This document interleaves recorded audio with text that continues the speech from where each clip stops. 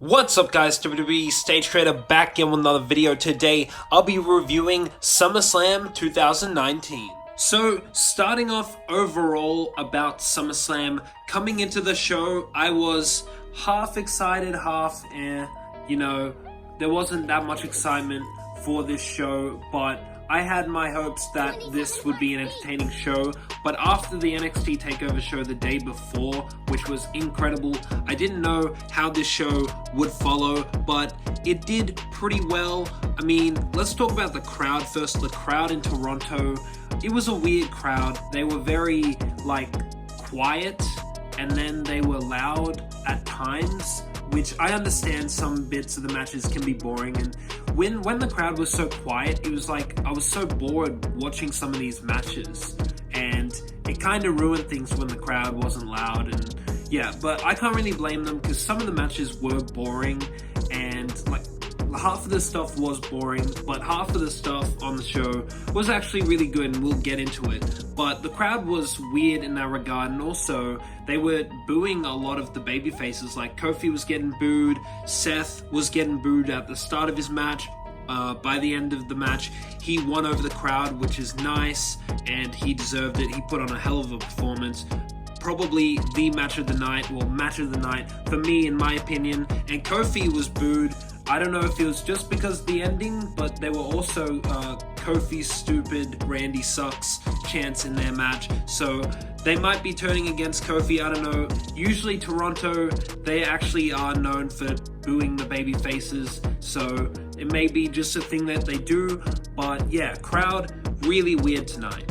Elias came out and did a performance on the Kickoff show, and he was talking smack about Toronto, Ontario, Canada, and then out comes the hometown hero, the Rated R superstar, the Hall of Famer Edge, and he didn't have anything to say. He just came in and speared Elias, which is a big shock because we thought that Edge couldn't do anything in the ring at all.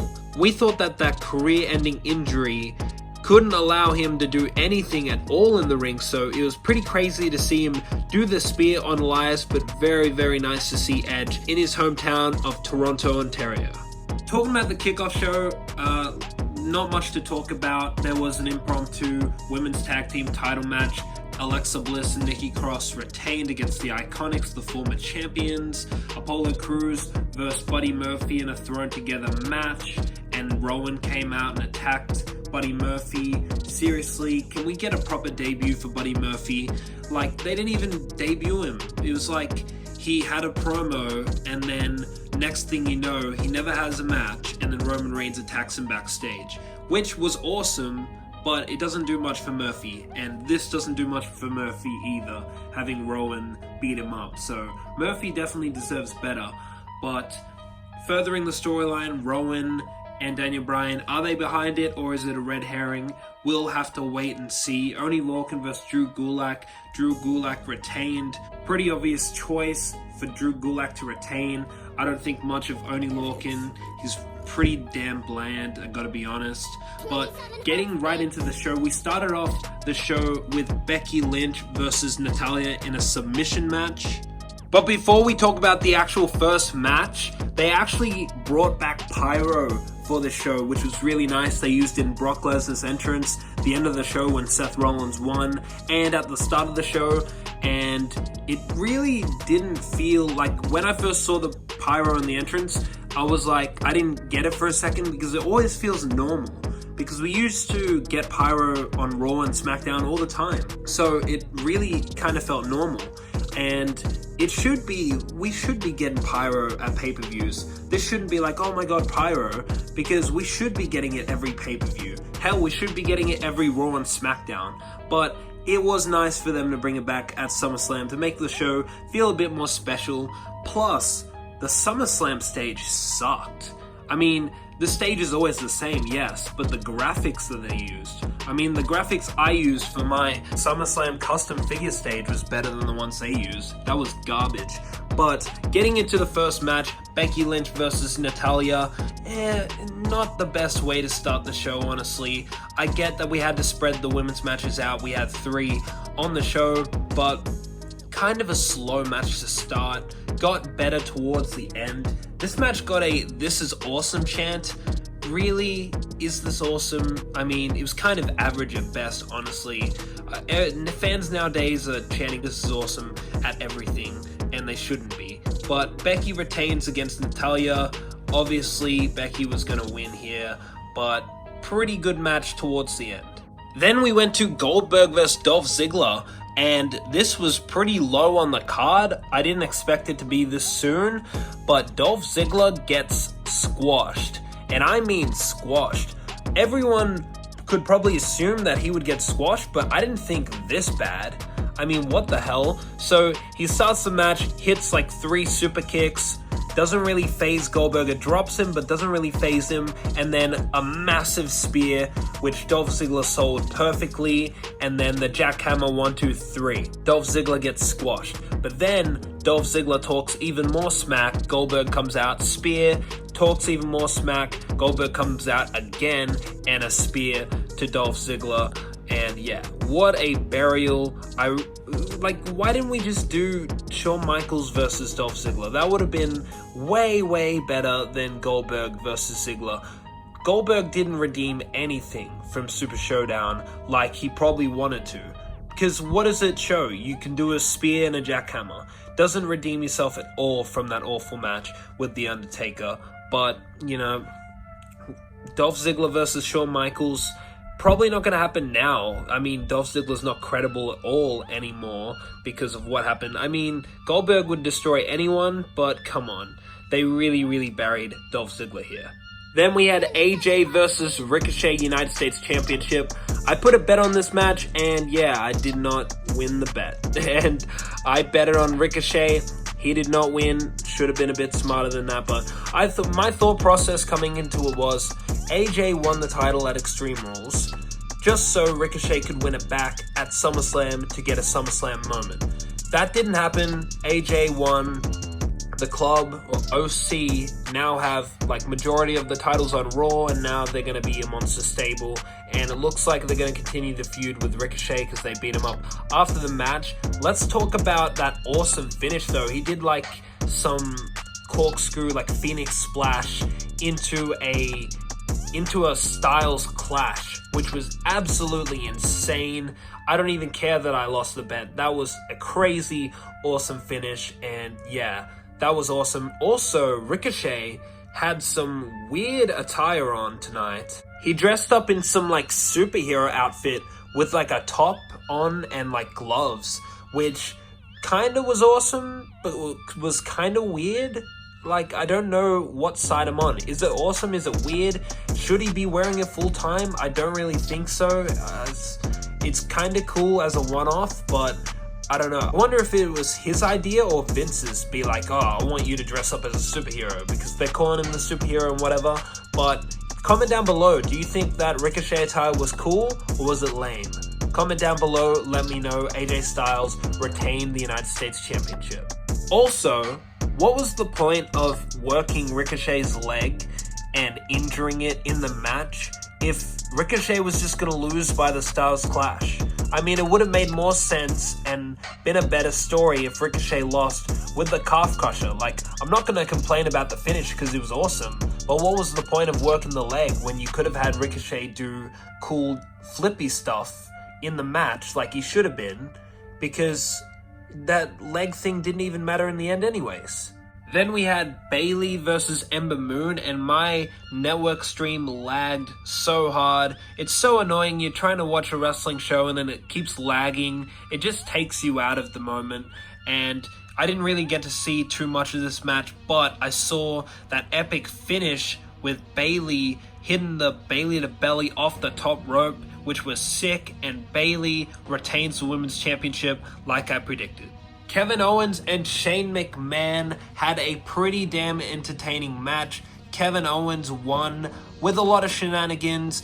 Elias got named the special guest enforcer, and there was a lot of shenanigans going on. Elias messing with Owens, and then Owens just decided to take out Elias, which when he took out Elias, he did like a rolling senton off the apron and hit Elias and the other referee, and then he was gonna hit Shane with the chair, but he decided not to because the other referee came in. When the referee wasn't looking, he low-blowed Shane and then hit the stunner, 1, 2, 3. It did look like Shane's shoulder was up, so that could be a thing that they say on SmackDown, but what I think is gonna happen is because Elias got hit by Owens, I think they're gonna reverse the decision on SmackDown and say that Kevin Owens is fired or something along those lines. I think that's what they should do, because I think the more entertaining story is to have Kevin Owens be fired and then show up every week and terrorize Shane McMahon to further the storyline. I think that is the best way to go about it. Then we had the most surprising match of the night, Charlotte Flair versus Trish Stratus, and wow, Trish looks better than ever in that ring. I was expecting this to be a botch fest, but Trish really was smooth with whatever she did. It was actually a really good match, very entertaining match. Charlotte Flair wins, as I predicted, and yeah, very entertaining match, one of the better matches on the show. Then we had Kofi Kingston versus Randy Orton WWE Championship. Everyone was predicting Randy Orton. I wanted Randy Orton. I thought, because the way the storyline was going, it was about Kofi getting his redemption on Randy Orton from whatever happened in 2009 when they were feuding. And yeah, we didn't really have a normal finish to the match, and I kind of hate that. They want to put the title on Randy Orton, I can see that, but they're not ready to give the title to Randy Orton and take it away from Kofi Kingston, so they do this screwy finish to further along the story to the next pay-per-view, so then they can finally give it to Randy Orton, is what I think will happen. But I just hate the way they do that. Just, if you want to give the title to Orton, just do it here. You don't have to do this stuff. You don't have to further it along like this. Like, what's the point? Seriously, just give the title to Randy if you want to do that. But what happened here was kind of confusing. We had Randy Orton hit this awesome RKO out of nowhere when Kofi was midair, and Kofi rolled out of the ring, and Randy went after him, and then he was taunting his family right in front of Kofi, and then Kofi and him fought back and forth, and then the referee counted them out, and then the bell, you didn't even hear the referee counting. The bell just suddenly rang, and you thought, what, was there a disqualification, or was it a count out? It was a count out, and they started brawling. Kofi was pissed off that he was taunting his family, and then Kofi just started beating the hell out of Orton. He got the kendo stick out, just whacked Orton repeatedly, hit him with Trouble in Paradise, and the fans were booing him, which is, I don't know if they were booing Kofi or if they were booing the situation of the screwy finish with no real winner. But either way, we are going to see a lot more of these guys in the ring together. Then we had one of my favorite moments of the night, The Fiend making his debut against Finn Balor, who rocked an awesome full white attire, which was really nice. But The Fiend, he had a really, really awesome entrance. The Fiend stuck with the lantern entrance, but he had this really, really creepy lantern. It was like a Bray Wyatt head with the mouth stretched open with the lantern inside, which looks so creepy. Then he came out to a remix of Live in Fear by Mark Crozer, which was really creepy and awesome. I liked that he stuck with that. He wanted Slipknot Unsainted, but they used that for NXT TakeOver, which he didn't seem too pleased about. I think this remix of Live in Fear works for Bray Wyatt, and it was a really, really nice and creepy entrance, and he won the match by using the Mandible Claw, which he adopted after attacking Mick Foley on Raw a couple weeks ago, and seems like that's going to be his finisher. He did try to go for Sister Abigail, so he might still use that. But yeah, very awesome showing by The Fiend. I'm really looking forward to seeing what he does in the future. As some of you may know, or maybe you don't know, but Bray Wyatt ever since 2014 or 2013 has been like my favorite current wrestler. I've always loved him. They've done him really bad the past few years, like 2016, 2015. My favorite year was 2014 of Wyatt with that awesome feud with Cena. But yeah, it's really great to see Bray Wyatt getting something here, getting something really cool, and I'm very excited to see what they do with him. Then we got to the main event, Seth Rollins versus Brock Lesnar, easily the match of the night. These guys really pulled out a great match. Lesnar, say what you want about Lesnar, but he puts on some fantastic matches, and Seth is always a workhorse. He always does good matches. And tonight here, Seth, when he came out for his entrance, he was booed by the Toronto crowd, but in the match, he won them over, and rightfully so. He worked really hard and did really good stuff in that match. Brock manhandling Seth most of the match. There was one point where he was grabbing him by the rib tape and he was swinging him around. Crazy strength by Brock Lesnar. Seth also jumped onto Lesnar with the frog splash through the table. He almost nearly missed the table because he jumped off of the ring post, which is different than the ropes because you don't get as much spring from you don't get any spring at all from the ring post. So he almost landed right on the spine of the table, which was pretty scary, but very nice. A step up from their WrestleMania match. Obviously, they held back with the WrestleMania match because it was the first match of the show, which I was disappointed about at the time, but we finally got our great match that we wanted with Seth and Brock. And Seth Rollins, I put the bet on. He wasn't the favorite, and I won. And Seth Rollins is the new Universal Champion, like he should have. I said in my predictions that it would be a disservice to what they did building up the Beast Slayer WrestleMania if Brock Lesnar was to retain here. Seth really needed to win, and he did, and it is awesome. That's going to do it for the review today. Overall, decent SummerSlam. I wouldn't say one of the best, but there was enough good stuff where it is watchable, and I would say watch some of the stuff. Half of it is good, half of it's kind of boring, but pretty decent SummerSlam, and I'm looking forward to seeing what they do with WWE going forward with Paul Heyman and Eric Bischoff taking over. And yeah, thank you guys for watching this video. Check out the SummerSlam action figure matches we did previously before we actually saw the show to see what we got right, what we didn't, if we did it better than WWE. Go check those ones out. Please like this video, comment down below, subscribe to this channel if you haven't already, and I'll see you guys on the next video.